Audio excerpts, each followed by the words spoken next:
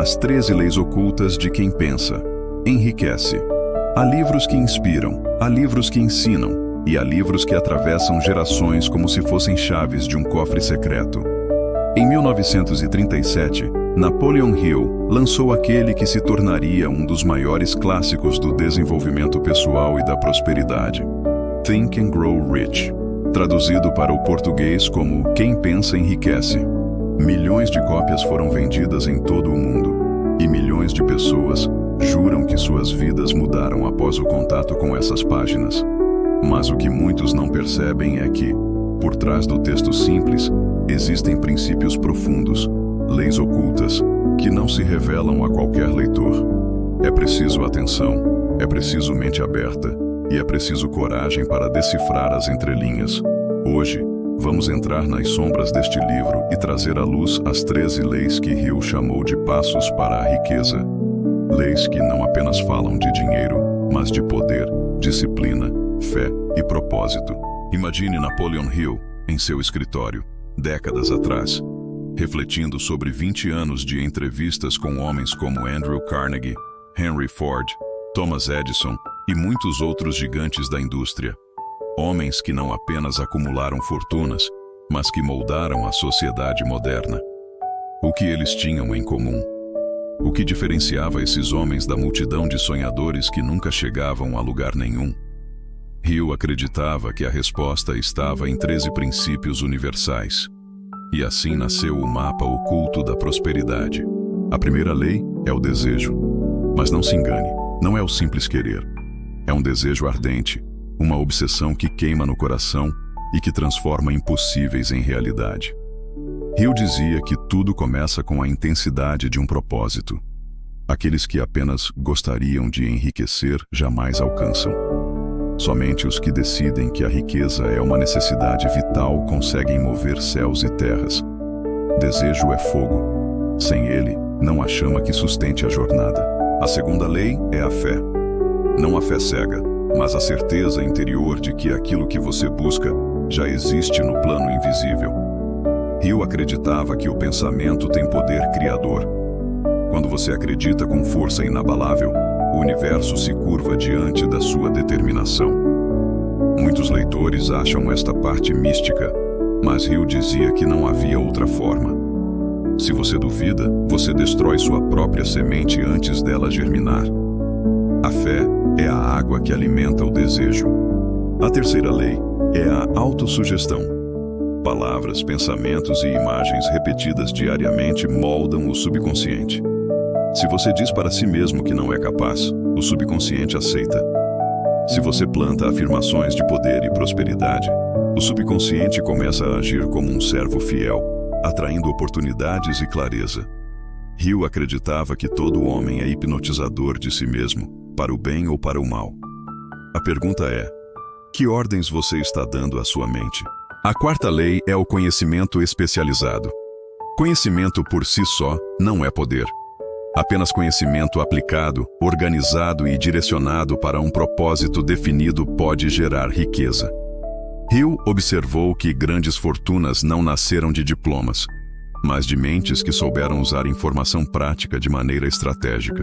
Um detalhe importante: não é necessário saber tudo, é preciso saber onde encontrar quem sabe. Assim nasce o poder do networking e das alianças inteligentes. A quinta lei é a imaginação. O cérebro humano é capaz de criar mundos, inventar soluções, visualizar riquezas antes que elas existam. Hill divide a imaginação em sintética e criativa. A sintética reorganiza ideias já existentes, enquanto a criativa é a ponte com a inteligência infinita, trazendo ideias originais e revolucionárias. Os homens de sucesso, dizia Hill, aprenderam a ouvir os sussurros dessa imaginação e transformá-los em realidades palpáveis. A sexta lei é o planejamento organizado. Desejo sem plano é fantasia. Fé sem ação é ilusão. Hill foi categórico. Nenhum homem alcança grandes conquistas sem um plano sólido e flexível. Mas mais do que o plano em si, é a disciplina de segui-lo e ajustá-lo conforme necessário que cria resultados. Ele dizia: uma meta sem plano não passa de um desejo.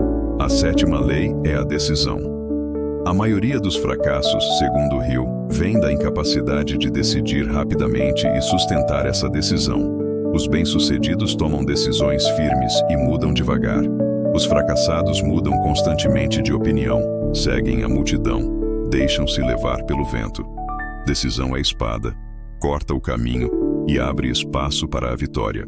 A 8ª lei é a persistência. Hill acreditava que a persistência é para a vontade o que o carbono é para o aço. Quantos abandonam na beira da vitória? Quantos cedem diante do primeiro obstáculo? A persistência é o teste final que separa o sonhador do realizador.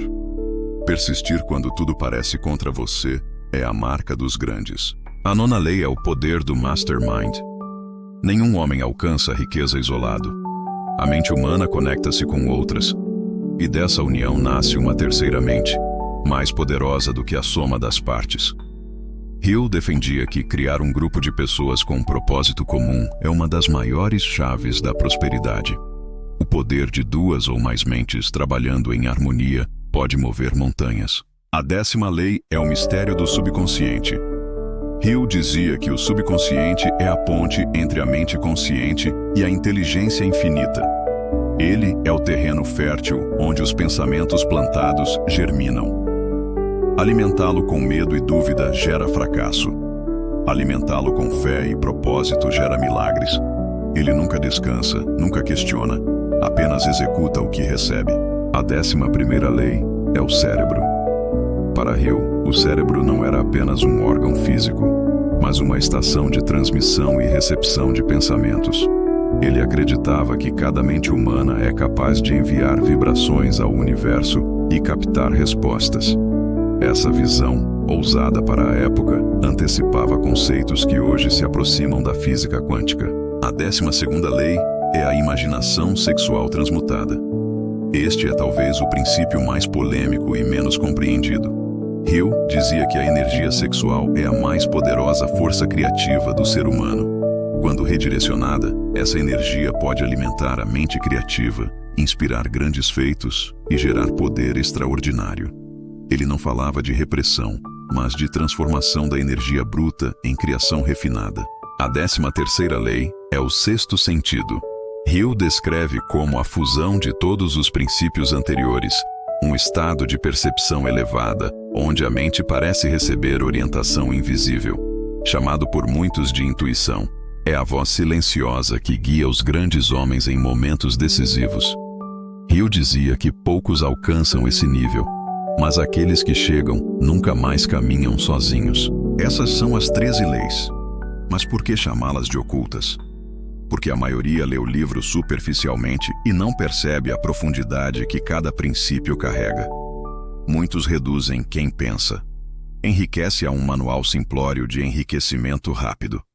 Mas, na verdade, é um grimório de autodomínio, uma obra que desafia a mente e exige entrega. As leis não funcionam se lidas apenas com os olhos. É preciso gravá-las na alma, aplicá-las dia após dia, até que se tornem parte da identidade. E aqui está o segredo que poucos notam. Essas leis não são apenas sobre dinheiro. Elas falam sobre poder espiritual, sobre vencer o inimigo invisível dentro de si mesmo, sobre alcançar liberdade. Hill acreditava que a riqueza material era apenas um reflexo da riqueza mental e espiritual. A verdadeira prosperidade é ser dono da própria mente, não escravo dela. Ao longo das décadas, milhões de leitores tentaram aplicar esses princípios. Alguns enriqueceram, outros falharam. E a diferença nunca esteve nas circunstâncias externas, mas na intensidade com que cada um aplicou a fórmula. Quem pensa enriquece é uma espada. Nas mãos do determinado, corta as correntes. Nas mãos do fraco, enferruja no esquecimento. Agora, você que ouve estas palavras, precisa se perguntar: qual das 13 leis você tem negligenciado? Qual delas poderia transformar sua vida hoje, se fosse aplicada com disciplina? O desejo ardente está em você. A fé é inabalável. A persistência resiste ao tempo. O mastermind já está formado. O sexto sentido já sussurra em sua mente. Essas perguntas não são teóricas. São chamadas para a ação.